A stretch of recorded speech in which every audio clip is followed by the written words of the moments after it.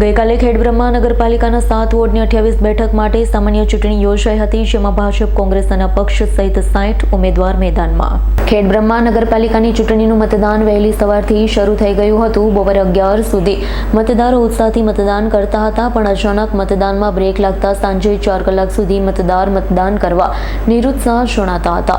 બપોરે 3 થી 5ની મતદાનની ટકાવારી જોતા એવું લાગતું હતું કે માંડ 58% મતદાન થશે.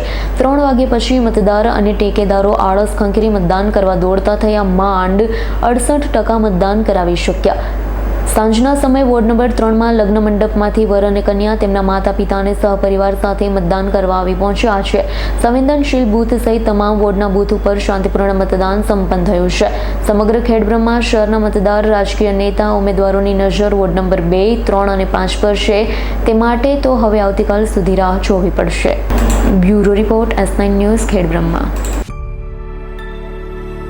અમારી તમામ માહિતીથી અપડેટ રહેવા માટે જોડાયેલા રહો S9 ન્યૂઝ સાથે.